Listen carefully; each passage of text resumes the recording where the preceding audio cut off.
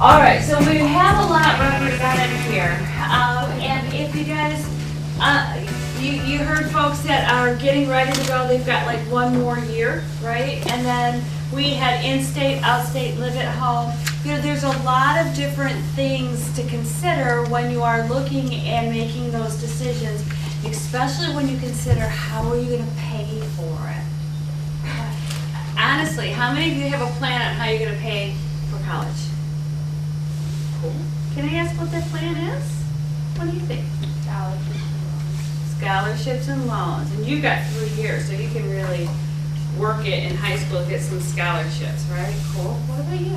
Part-time job at Starbucks, which I can start at 15. Okay, and you're gonna just put away all of your money? Okay. Do you know how much it's gonna cost for you to go to school? For my first year, it's gonna be $76,000.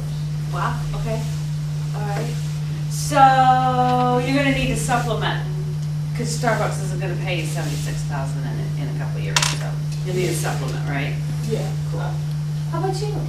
I thought about working at Apple. I'm gonna definitely have some base income, maybe a little bit of financial aid. My plan is to escape loans entirely. Okay. So as long as the help is free, like scholarships, anything that's gonna not be demonic financially. Okay, all right, because you want to be done when you're done. Yeah. How about you? Well, I don't have everything set in stone, so far I'm just like planning on like scholarships and financial aid, maybe like a new part-time job too, since I'm turning 16 this summer. Okay, And yeah. like, and maybe like if I really have to, maybe like small loans. Okay. All right, so I guess you're thinking about it, and that's good, and that's huge. A lot of folks don't think about it until senior year, and by then it's a little late to start making those plans. So what I want to do is I want to go ahead and just tell you a little bit the truth about paying for college. So there are a lot of options out there that folks can take advantage of and opt into to help pay for college, including personal savings. I think you were talking about Starbucks and getting that job, web-based jobs to help you do the personal savings. Maybe the parents are gonna take out a loan if they haven't done one of those 529s or another savings type plan. You may have been receiving gifts, or you may be receiving gifts from folks that you have to set aside to help pay for. Private loans, and we're gonna talk a little bit more about private loans as we get into those. Those are usually pretty pricey. Those are the absolute last option that we would suggest that you go for when it comes to paying for college. There are scholarships. I think you had mentioned quite a few scholarships, and when you are just now in high school, this is the time to really start excelling and working as hard as you can, because a lot of those scholarships are merit-based, so your grades, your, that kind of thing. You can have what's called subsidized loans. You can also have unsubsidized loans. And we're going to talk a little bit about the difference between the two, because there is one that's more preferable than the other. We're also going to talk about grants and federal loans, other student loans, and work studies. So the truth of the matter is, what is the best way to pay for college? What do you guys think? Out of all of these, what do you think if you don't know what they are, what do you think sounds the best to you? Besides gifts. Scholarships. And you said grants. And what do you think? Scholarships. You know what? You're all three of you are right. Actually, it is grants. By the way, what is a grant? Money you can get from the government for accomplishing something or agreeing to do something. A set of cash that the government can use. And there are other kinds of grants too, aren't there? Besides government grants, what other kinds are there? Well, okay, that's more of a government, but aren't there some corporations that give grants and things like that as well? What about scholarship? What's a scholarship? Free money. That's perfect. A scholarship is free money, and scholarships can be based on a lot of different things, can't they? They can be based on what? Like, ethnicity, like, or if you speak a different language. Yep. Okay, Okay, yep, you can get scholarships because of your ethnicity, if you're a minority, or if you have, speak many different languages. A first in your family to go to college, there may be something out there for that. There may be some grants like that as well. There are also other types that are grants and scholarships. And you nailed it. You said it's free money. So this is the absolute best way to pay for college if you can do it. And sometimes these are based on need. Yeah. Well, there's certain grants and scholarships you can get if you're taking a certain like program, like in college, like if you're going for a certain degree, like a certain what's it called, majors. You can. You have to do some research, but there are some programs that you may fit the profile to go ahead and get that extra help to get through that program, right? Typically, these grants and scholarships, they may be based on need. So if your folks' income is a certain level and below, the government will start picking up some of that money. You may then be also able to qualify for some other like scholarships and grants from private organizations based on need, and that need is usually an income-based need, okay?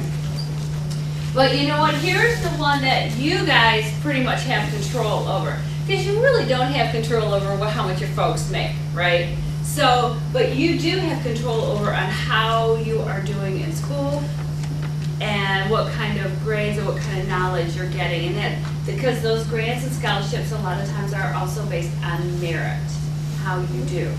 And bottom line, you never know until you apply. So a lot of times what happens is people will overestimate how much their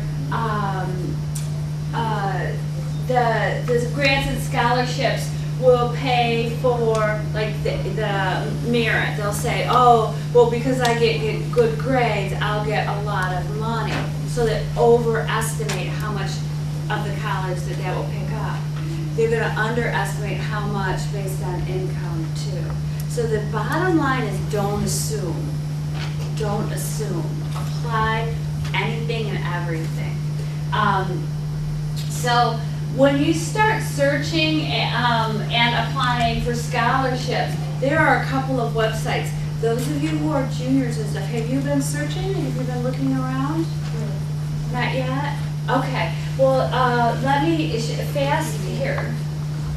This Fast Web is a good place. We have it all, find your dream school and a way to pay for it.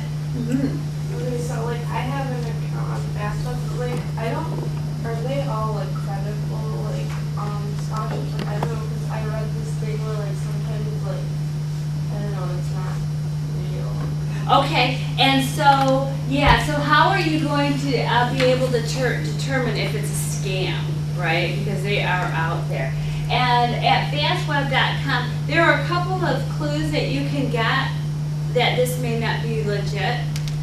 If you're applying for a scholarship or a grant and they require money, like other than a postage stamp, then it's probably not a good deal for you. Okay, so because you don't want to pay money to apply to get money, that doesn't really make a lot of sense. There's other research you could do, like get the name of that grant or the scholarship and do some independent. And then also ask your high school if they've ever heard of it, and they might help you to determine if it's legitimate or not. So there's a couple of ideas. Yeah. Wouldn't it turn scholarships into a gamble if you had to pay money to apply for a scholarship?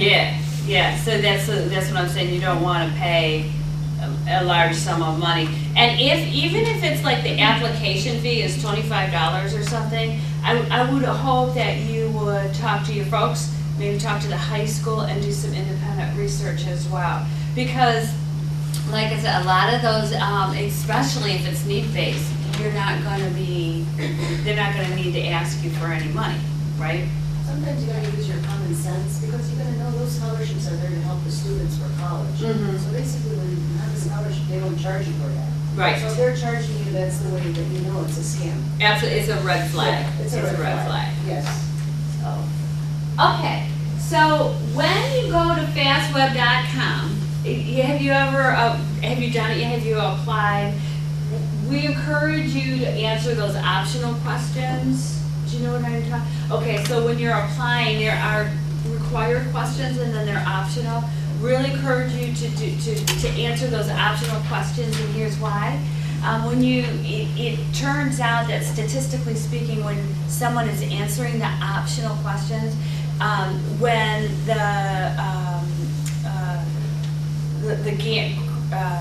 the person sponsoring the grant, when they are searching, there's more likelihood that they will pull your application because you're using more of the keywords that they're looking for. So bottom line, you do the optional question. Apply for everything that you are eligible for. Even if you don't think that you are right there with it, if there's a chance, apply for it. Again, you're not paying a lot of money. You don't want to pay money to apply for it. So what it's going to cost you is some time and some thought. And really, if you're trying to go into college, that might not be a bad thing for you to really think through, well, what am I going to do? What am I trying to do? Tailoring and reusing your essays. Have you written a couple essays yet? One, okay. They're not easy, are they? Right. And how many years till you graduate?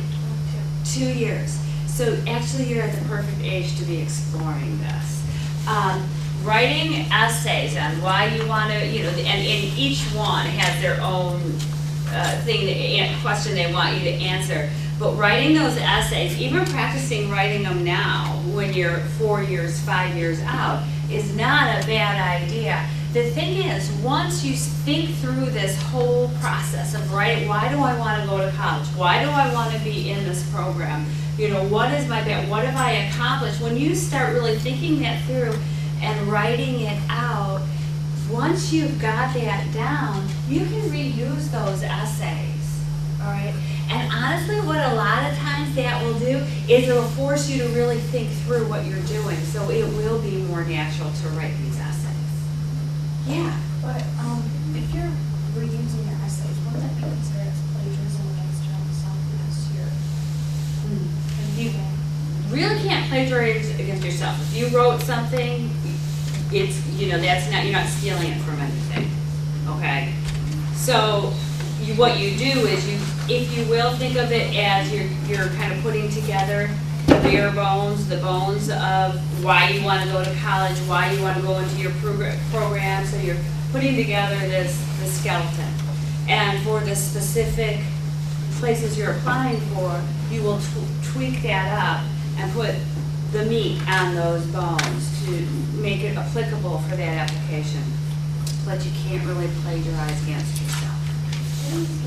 Uh-huh. Is there a limit on how many scholarships can you do, or you try to get as many as you can to help you for college? Yeah, try to get as many as you can. In fact, there are a lot of little ones out there that folks don't really think about, but every little bit helps. So even if it's only for $1,000 or something, if 500 even is $500, that'll pay for your books. So. And if you want to think about it in another way, that job at Starbucks or whatever it is, think how long it would take you to make that $500 to pay for your books. So, yeah. When you get this scholarship, because I remember, we went to MSU to tour it, and the dad was saying that he, got money every, I don't know how many times, a year do you get the money from the scholarship? It depends on how it is set up. Okay. It depends on how it's set up. And that's the same with loans and grants. So it just depends. And we're going to talk about the FAFSA here in a second to see when that money is dispersed on that. But it just depends on how it's set up. There are some scholarships that run for 2 years. So every term, at the beginning of the term, you'll get a quarter of it because it's going to go for 2 years. Others, it's a 4-year. Others, it might be a 1 year. Some are just a one-shot deal. So, Okay. And then finally, beware of those scholarship scams. We kind of have already talked about that.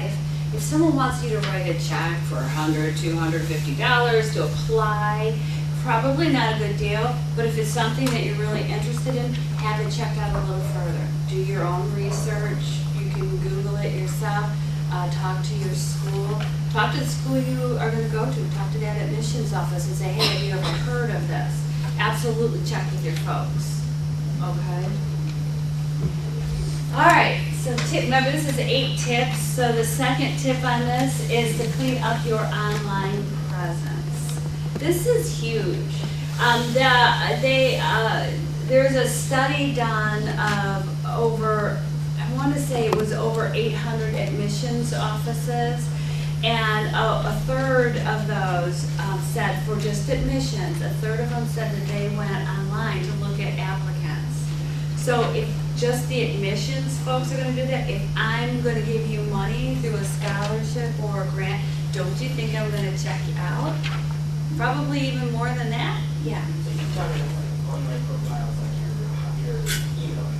Well, actually, what does your profile, I'm talking about Twitter and Facebook and that kind of thing, not so much email, because they can't really get into email, right, legally, but they can absolutely do Facebook and Twitter. And you know, I always hear back then, well, you know what, I have private settings set up. But here's the thing with that. I mean, how many, usually those settings allow your friends' friends to view like your pictures and stuff. Maybe you're one that always accepts everybody's friend request. Maybe it's not you, but maybe one of your friends does. So all of a sudden you've got someone you don't know looking at your pictures. So, you know, what does your profile say about you? What kind of pictures have you got going on here? It is important, like I said, about a third of the admissions officers are looking. So clean it up, guys, get it together. Maybe these are better pictures to consider when you are, and I would probably say, you know what, junior year? Anytime really, but absolutely junior year, start working it now. And just think about, you know, okay, is this something that I would want my folks to see? Is this something I would want the admissions or the scholarship folks to see? How am I representing myself? How about if we don't have that stuff? We don't get involved with Twitter and Facebook and all that. Well, then they won't That's even find better. you. Yeah, Exactly. they won't find you. But this is actually a good platform if you have interests, if you volunteer, that kind of thing, to kind of highlight it on here, because again, if they're looking, I mean, this is 2014, social media is there. So if you can use that tool to highlight your strengths, that's what I would do. All right, so let's talk about the FAFSA. FAFSA stands for Free Application for Federal Student Aid. Are you guys kind of familiar with it? Yeah, okay. Usually, you usually really start hearing it about junior year, senior year. The deal with FAFSA, it is an application, and you don't want to leave money on the table. So when we're talking about FAFSA and Federal Student Aid, you fill it out, and there are a couple of tips I want to tell you about. The first is to fill it out as soon as possible, and after January 1st of your senior year is when you really want to work it, okay? And then if you can, use the IRS data retrieval tool, because that FAFSA is based, they're going to see what you qualify for based on need. So you will need to use your folks' income tax information. So if you can use that IRS data retrieval tool, it actually works out more in your favor, because it'll just, instead of it will actually go out to their tax refund or their tax form and pull the information and autofill it in your FAFSA. And then one thing with the FAFSA, a lot of folks don't understand, is that it's an application every single year. And The sooner on the January 1st, the better, because some of the money that is on the table is on a first come, first serve. Are you able to apply more than once every year? You know, actually, there is something that you can do if a substantial change happens in your family. So it's typically once a year. They look at what's happening with your finances and your interests and all of that once a year. There is something, I'm going to talk about in just a second, but there is something that if your family situation changes substantially, you can have a relook at your FAFSA to see if you qualify for something else. So hold that thought. That's a good thought. The fourth tip is too much can be of a good thing can hurt you. So you know how this money that's on the table is free money to help you pay for college? Well, just because you could use it doesn't mean that you should. Especially when you start looking at loans, which we're going to take a look at here in just a second. Okay? If like you have money left over from these scholarships, could you use that on that? Well, it's supposed to be school related. Okay, it is supposed to be, and don't encourage it, because I gotta tell you, for every dollar you get in loans, you're gonna end up paying 2 back by the time it's done, so it's substantially costly. If you have like money left over, could you like save it, put it in, start an account with another account, and you have kids, they can use it? No, because, and that wouldn't be smart, because you're gonna be paying actually more than, it's just not, the money that you get from student loans should be used towards your education, period, okay? If you have money left over, then it needs to go back to the whoever you got it from, the government, go back to the school to sit in an account to help you the next term or whatever it is. Your financial aid offices will help you with that. But the problem is if you take it and all of the money, even if you don't need it, it's still a loan. And what do we know about borrowing money in loans? You gotta pay it back at the same rate, or do you have to pay more back? Absolutely, absolutely. Did you have a comment? No. Oh, okay. I think you won't have a lot left because you use most of it for books, parking, and gas, and there's always a lot involved, especially when the books are expensive. Yeah, it depends on how much you're getting and where you're going, because I do know that there are situations where there are even a couple of $1,000s left, and what I'm saying is don't burn through it just because you can. Yeah. Okay. A lot of it, the books are expensive. Mm-hmm. So Yeah. you use that and probably add more money on top of that. Yeah. Oh, what is she biting? I think that's a big like cupcake cake thing. You see it? Yeah, it's supposed to be, I think, a cake. Okay, so let's talk about that for a second.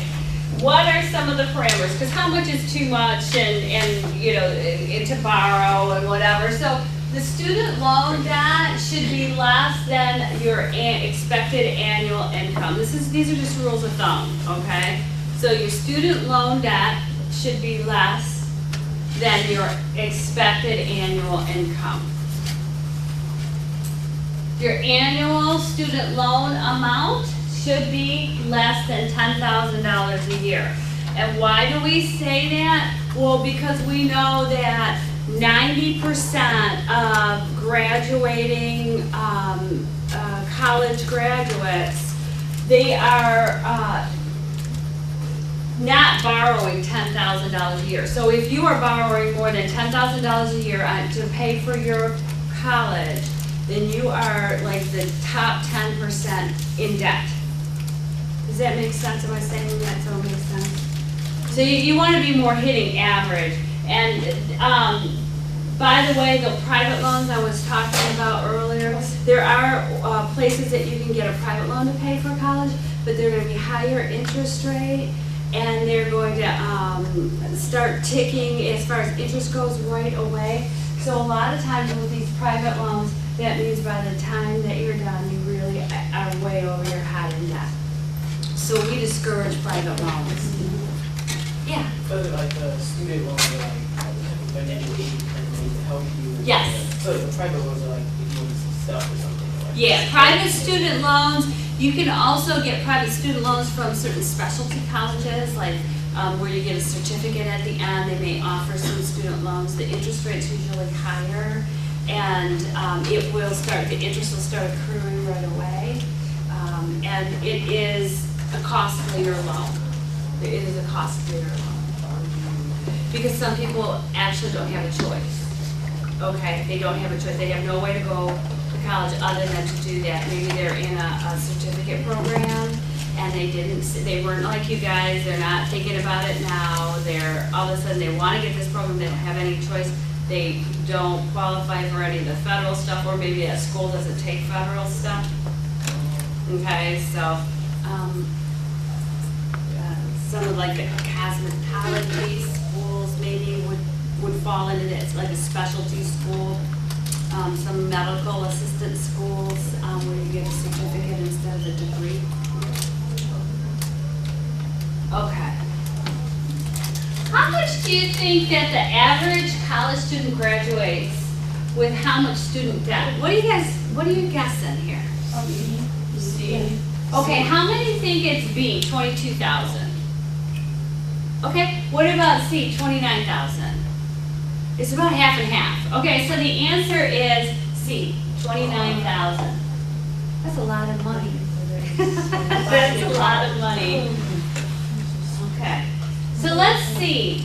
The fifth tip is always borrow from the federal government first. If you gotta take a loan, you go to the federal government first because their interest rates are going to be lower than those private student loans. So let's talk about that. What is the truth about paying for college loans? You have federal, and this would be eligible for income-based repayment. Private loans are not. So what does that mean? Okay, so an income-based repayment plan means that depending on how much money you are making, like the government loans, they wouldn't expect you to pay over so much in student loans per year. So they can stretch out the term of the loan or something like that. All right, so it is income-based. You can't cause an undue hardship is how they term it. Private loans, not so much. You borrow that money, you've got to pay it back. It doesn't matter if you're working or if you're not working and how much you're making. Okay, so that's just another reason why private student loans is the absolute last resort. So as far as the federal loans, there are things that the parents can do and students. Parent Plus loans, that is an option. The deal with that, with the Parent Plus loans is that is a loan that your parents take out. It has nothing to do with you. You are not obligated to pay it back legally. If your folks are going, hey, But I gotta tell you, the Parent Plus loans are gonna be more expensive than your student loan. Also, the parent loan, it comes due quicker than yours does, than a student's would. So let's break that down a little bit too. So the student loans, you have subsidized and unsubsidized. So subsidized loans, those are need-based, and that is based on income, your folks' income. The government pays the interest while you are in school. While you're a student, that you are not accruing interest, the government is paying for that. All right. So unsubsidized, this is not need-based, so even if you're above your folks are above an income level, you can still get this kind of a loan, this unsubsidized loan. The deal is though that interest does accrue while you're in school. You don't start making payments until you either are 6 months after your program ends or you drop out of school. That's when you start paying that back.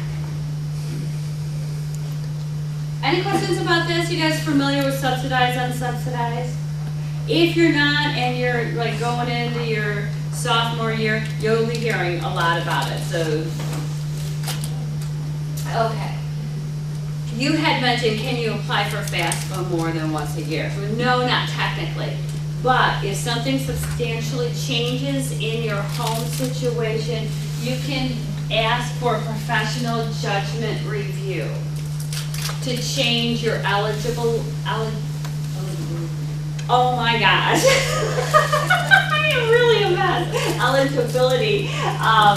And what am I talking about here? So say in your family you're in college and someone loses their job or a substantial salary reduction, maybe the death of one of your folks, maybe there's a high dependent care expense, your brother or sister comes into, has an accident or has to have surgery or something, and that's an unexpected larger expense. And that would come under here too, an unreimbursed medical or dental expense. So if there's a hardship that happens to your family after the FAFSA's in and you've already gotten your awards, you can have a professional review to reassess your situation. See if you can get more either grants or perhaps even change some of those subsidized loans to unsubsidized. Unsubsidized to subsidized loan. The seventh tip about college is to live like a student. What's that, guys? Ramen. You know how much those cost about? Yeah. Cheap. But this is what a lot of times college students do because it's quick, fast, and done. So let's break this down. So what do you think, guys? Which would be a better, if you were trying to watch your money, would you go with more of an iPhone or just a smartphone? Smartphone. Okay, good. What about that one? What do you think you should do? Plastic dinner. Did you know that $10 of student loan money, if you were saying, those incidentals and all that, I'm like, I don't know if you want to do that. Okay, so $10 of student loan money. If you did $10 a week on pizza, well, 4 years in school, you know what? That's going to equal about $4,000 by the time you pay off the loan. So if you go out and get pizza every week, it will end up, if you do the math, it costs $2,000. And for every dollar you spend, you're paying back about $2 on average. So your pizza is going to be about $4,000 of student. So don't buy pizza with student loan money, okay? Go to Starbucks, work for a while, and then that's what you can pay for that with, okay? Yeah. So living like a student is pretty important. A lot of times what we see is folks are going to college and they're wanting to maintain and live the same kind of lifestyle they did when they were living in their folks' home. So they were maybe going out to dinner once, 2 times a week, maybe more. They were not even thinking about stopping by and getting that Starbucks coffee on the way to class, going to the show at least once, maybe going bowling once or twice. You can see how that could add up, right? So when it's on you, just be careful about the actual student loan stuff that you did. Yeah. One thing that I realized too late is that most student organizations will host events and they will give away free food at their events. And all you have to do is show up. For a lot of them, you don't even have to be a member. You just go, you listen to whatever they have to tell you and get free food. That's actually a good tip, especially if you're a starving student, right? Okay. So again, don't use student loan money for the entertainment of it all, okay? Start saving immediately. I heard some of you already have some plans on when you start working, you're gonna save money, and that really, really does add up. If you can strive to save even half of what you bring in starting when you're 16, that's really going to help you as you go into college. It really is. And then if you work through college, oh my goodness, how do you think, what are some good ways that you can save money? Now I'm going to go back to a couple of sessions ago, but what are some good ways that you can actually save money? Piggy bank? Okay, putting it away, right? So you can't get it, it's not sitting there, it's not easy. Yeah. Let's say part of your money in like your bank or a piggy bank and then just like use the rest. Okay, yeah, so you're kind of keeping some off limits for yourself, aren't you? Yeah.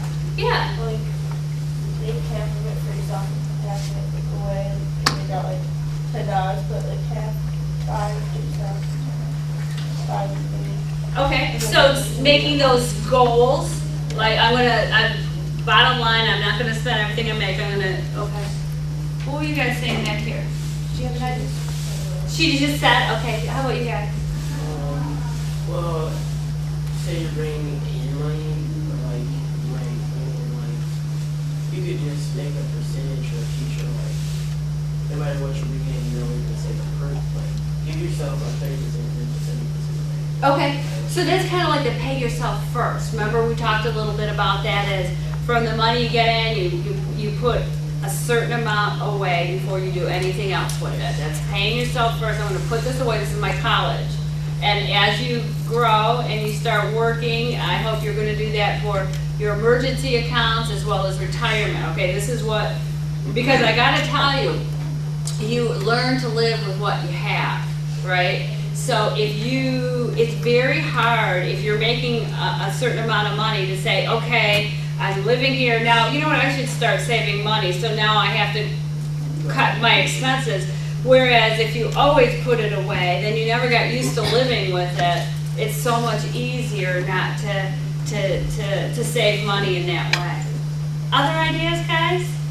How about bonds? Are those good, like you said, I-bonds, you keep them and then you can use them when they go to college? Well, yeah, and as far as planning for, as a parent, what you can do, sometimes it's really great to talk to a financial planner that could help you stagger whatever investment vehicle you chose, but, because there are bonds, there are those CDs, they're not paying very much right now, so there may be something better. Oh, Yeah, Start developing stuff on the internet so you can make extra money. there you go, be that entrepreneur, right? Absolutely. And when you do start working, with the idea that if it's not in your hands, you can't spend it, maybe getting a direct deposit, maybe starting the savings account and putting that in right away so you don't get used to it. Okay. What Yeah. Job should do is like, because you know how you waste so much money, like after you get it, like what some people do, like they spend it right away. What Job should like come up with is like, they have like a program where like half of it goes to their baby. Mhm. So, like, you save. Yeah, you know what, there are some programs like that credit unions have and banks have, and that you can have it automatically, your paycheck can automatically go into an account, and maybe some of it's gonna go to a savings account that you can't really get to, and some's gonna go into a checking account that you would, use your debit card for and that kind of stuff, but, that's really the best strategy you can do, because again, it's out of sight, out of mind, it's sitting there, it's helping you achieve your goals, right? So you're not tempted, because it is tempting. You go shopping, you see the cute outfit, yeah. What happens if some kind of fees implemented on that account and then when you look back, got on? What kind of account? The Just savings? Like, yeah, like savings account. Okay, so if you're in a savings account that you're getting charged more fees than you're making even in a little interest, then it's not the right account. All of that would be upfront to you, so you would be able to track that, because you don't want to have a dormant account that it's just getting eaten away. It's better to close the account and take whatever money you've got and run, right? You don't want to have that going, right? All right. That being said, what do you guys think? Let's talk about how much it really does cost to go to college. What do you think the average cost for a public four-year in-state institution is? Average cost, not U of M, not E. C. Okay, how many think A? Okay, how many think B? And C? Okay, I think the B's and C's have it, and the actual is 18,000. And in the state of Michigan, you can find schools that are substantially lower than that, but you can also find public schools that are substantially higher. You guys were mentioning Wayne State, OU, and U of M. There's a big cost difference between those three, so you might want to take a look at that. How about this? What do you think the average cost of a private four-year, sorry about that, guys, of a private four-year school is? A? 40? No, it's A. Okay, A, who says A? Okay, who says B? And C? Okay, well, everybody's pretty smart, it's gotta be more than 22. It is actually A, 40,000. So, if you're looking at a private, understand, and I'm not trying to talk you out of it, but there's a substantial more cost from private to public.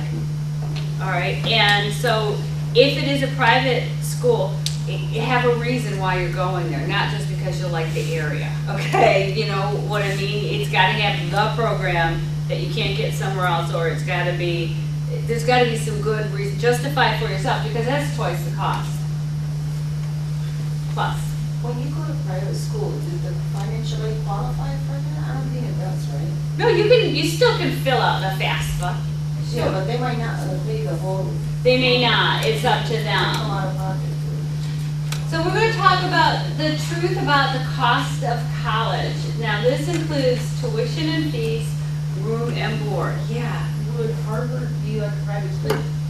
Harvard, I believe, is a private school, but Harvard also has an interesting, because they have some interesting in-school programs.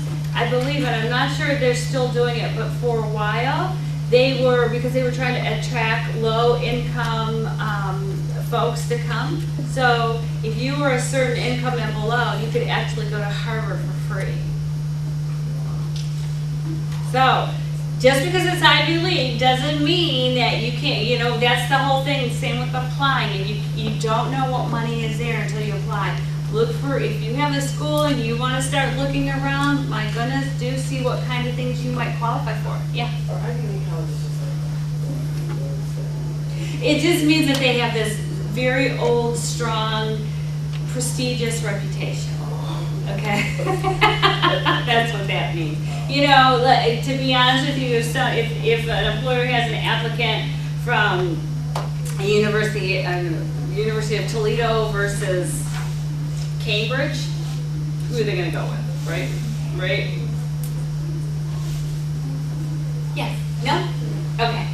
All right, so this is based on 2013 and 14. Four-year colleges and university, in-state, I think we just talked about that, is 18,391. Somebody was talking about in-state and out-of-state, and then I heard a private and a public. So let's go a little deeper. A four-year public college and university out-of-state, averaging 31,000. So again, if you want to go out-of-state, make sure it's for the program and for the right reasons, because it is a substantial higher cost. Or you have folks that live there or whatever, you know. Were you gonna say something? No? Good? Okay. Yeah. If you have like people that live in another state, can you like apply with like their, you can't do that as? Oh, no, it's gotta be where you lived, and think about too, the fact that, because you don't wanna, you have to have like, I think a 12-month residency, proof of residency in that state. Is that what you were gonna say? Yeah, I was gonna say something like if you look back like a year or two, I know it would be like in state. Yeah. I know. Why is it so expensive to go out of state if you're living in the United States? Yeah, okay, so that's a good question too. With the public schools, the state puts money towards those schools. So a piece of their budget, a piece of the residents' taxes go towards supporting the public schools in the state. If you are an out-of-state student, then your family, your folks have not been paying in toward that tax base, right? So they're gonna charge you more because your family hasn't been paying to support that school all along. Why are different states charging different amounts? Well, you know what, it has to do with legislators, and every state has their own state legislators, don't they? So this is on the state level. The sales tax from here to Arizona to Florida to Tennessee to California, that's all different tax rates. And it has to do with what your legislators vote for, the sales tax, to help support services in your state. Are all those amounts for like all 4 years or just for 1 year? That's a year, 18,000 a year. Okay. So for your private nonprofit colleges, 40,000. We've talked about that. So do you guys, what's a private college in the state of Michigan? Do you know? what is it? Loris Tech, I think that is. I'm not 100%. I was gonna go with more like, Saginaw Valley, I think is one. I think Albion, Hillsdale.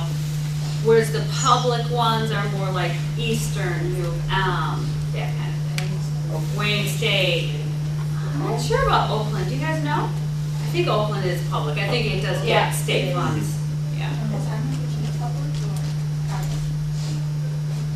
I don't know. We'd have to Google it. I don't know. It's real easy to find out. I think it's so It sounds like it would be that technical institute, things like that are, What's the like difference between like public and private? How do you know that?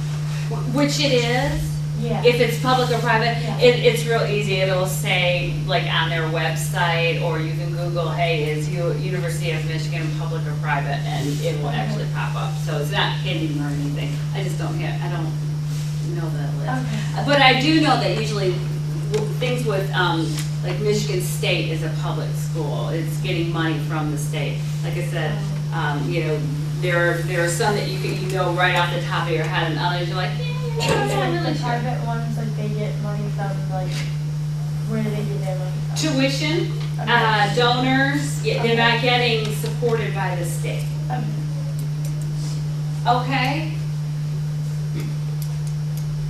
And then 2-year public community colleges, $10,000 a year. So, the reason that we wanted to put that up there is if you are trying to figure out ways to pay for college without causing hardship on yourself and taking out a bunch of loans, you might want to consider going to a very solid 2-year community college to get your basics done. Because when you get a bachelor's degree, there are 2 years of basics you gotta do. You know that, right? Your math, your usually a science, you got your soft sciences, your social sciences. And they're gonna be the same whether you're gonna be a doctor, an engineer, an educator. You've got those core classes. And you know what? If you can get that core classes taken care of in a community college, hey, you know what? That's gonna be, this is almost double, right, than that. And not only that, say you wanna go to one of those private, maybe your folks went to Kalamazoo College, right, and you wanna go there. Well, that is a private school, okay, and that's gonna be pretty pricey. So maybe you go 2 years here, and then 2 years to get your degree that says Kalamazoo.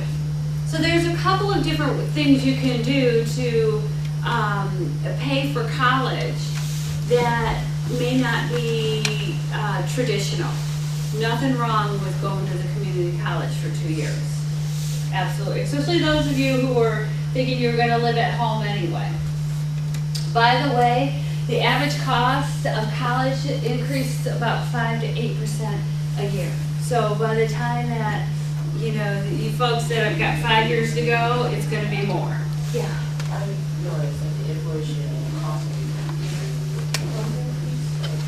No, isn't that bizarre? It doesn't seem to be in pace. And that's an economic study on, why this cost is growing out of pace with income, and it has to do with the bigger economic picture. But you're right, that's pretty astute of you to bring that up, because it's not. It's not increasing at the same rate at all. In fact, the student loans is really becoming quite concerning to a lot of economists, because you've got folks that are graduating with all of this debt, and yet they can't get jobs to support it. I just wanted to comment on the 2-year public community colleges that you mentioned there. Sometimes when you give classes there, you have to make sure some of the credits, they're transferred, or you can transfer them. Sometimes you might take classes there and pay that money, but you cannot transfer the credits. And that any- could be a problem. Yep, and any good counselor at the school will be able to tell you which ones are gonna transfer. Yeah. And that's why I said, it's gotta be a good, solid community college. You have to do your homework on Okay, so steps for saving for college. Well, set those SMART goals. We talked about that just a minute ago as far as the saving goes. And the SMART is what?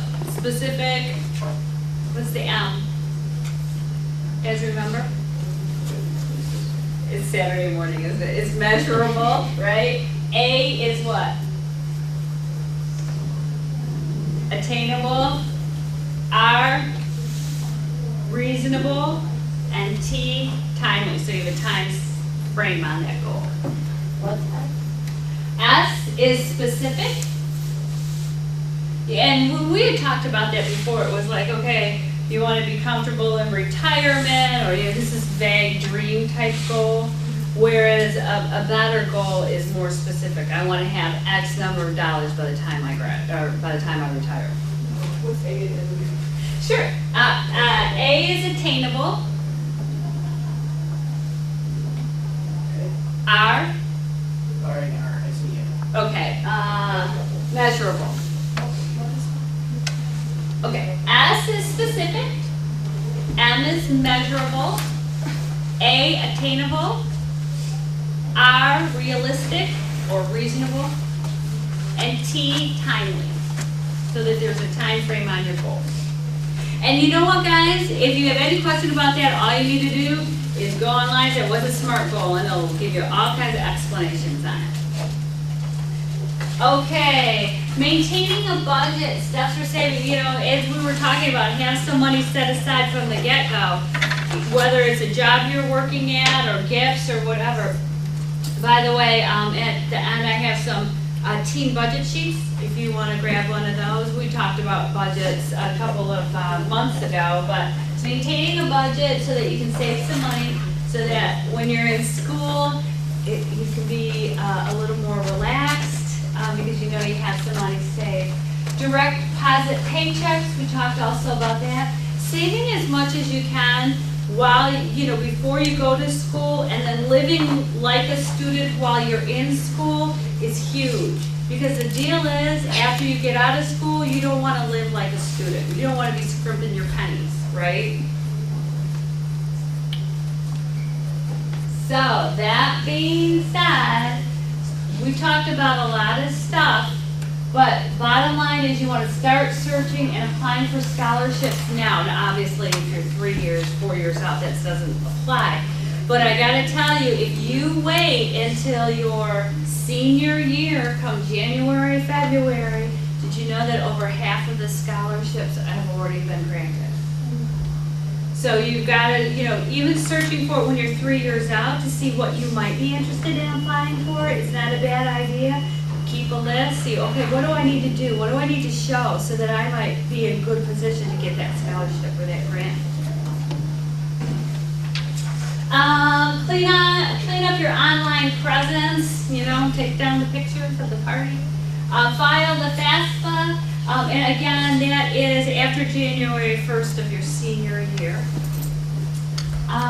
Too much student loan debt can hurt you. We saw that even a pizza a week using student loan dollars will end up costing you $4,000, and there is not a pizza alive that's going to be that good, right? Seriously. All right. So if something substantial happens in your situation to change your finances, you can ask for a professional judgment review. Please live like a student while you are a student. You don't need to go out and have steak and go out socially 15 times, spending $15 each time in a week, right? Look for clues that you can do while you're in college, like, crashing meetings where things are free, back of the room. Anyway, he's not paying attention. And then start saving immediately. Those are those eight tips for saving for college. Now, I have these budgets up here that you are welcome to. And then the other thing that you might be interested in picking up is we put together a student guide to preparing for college. And one side's for parents and one side is for you, the student. So you might be interested in that as well. Does anybody have any questions for me? Yeah.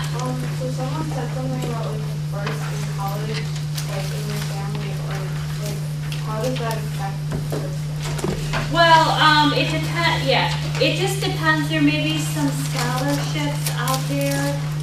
If you are if you represent a minority population as well, and you're first in college.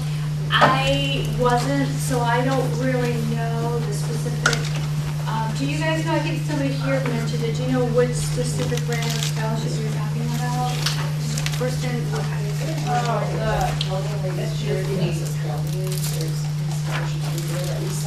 okay, so, yeah, so depending on your ethnicity, Chaldean scholarships. Yeah, I And, saw that online. that's cool. I have another question for you. Let's say you go to college, you're attending college, and you're thinking like of going, being an engineer or nursing or whatever. Right. Field that you want to go into. Are you still able to get scholarships while you are in college, or is it just high school years? Oh, no, you can get you can apply for those all through. There are some that are specifically designed for after you're enrolled in school. So it's not like a one-time shot, yeah, Awesome. yeah. So if I went through college, you need 3 years like of a language, and you only took 2 in high school, but if you speak a different language already fluently, will Okay. that like count against you, or? No, I don't, you know what, as far as that goes, there may be a test that you can take to test out of and get credit for 3. That's something to talk to your guidance counselor about. If you're fluent in another language, you may be able to take a test to opt out and get credit for being fluent. But what if that language is I don't. You might actually, you know what else you can do, I know, depending on what college you go to, you can take an opt-out test too. So, if you were gonna go to U of M, for example, let's change it to math. And at freshman math, they want you to take freshman math, but you took freshman math years ago in 9th grade because you're brilliant. So you can sit and take the test out of that class and go to one that's more appropriate for you. And then you're not required to take that freshman anymore. Sometimes, like, how you score in the sections of the ACT, Okay? depending on what college it is, they won't even have you take that class because OU, there's a certain, I don't know what you have to get in the math section, but I don't have to take that class if I go there because of the ACT. Because you scored that high on the math. Cool. Wayne does that Yeah. too, and I don't know. But I know you will do that. So taking the PSAT is also very helpful. You guys taking that in junior year? No, we just took the ACT and the MME, and then they had like this word keys thing, I don't know, it's just the ACT, right? Oh, okay. Yeah. Okay. Yeah. In the PSAT, if you sign up for it at the very bottom, there's also an option where a lot of colleges can send you emails. And like, I signed up for that and I'm still getting emails from colleges, and I feel like it's kind of annoying because it's like the same colleges over and over. Yeah, trying to come after you. I have found a few colleges that like fit the 2 different majors that I want to do through that. And do you remember how much you paid to take the PSAT? Actually, it was school, like, it was through my The school did it, So okay. sophomore year, like, it was the one that I did in junior year, so. Yeah. Okay. Any other questions? Is SAT, don't you like take those if you want to go out of state? I mean, you should take them, but. Yeah, the SAT and the ACT, the difference is one, you should, because it's accepted nationwide, whereas the other is more in-state. Okay.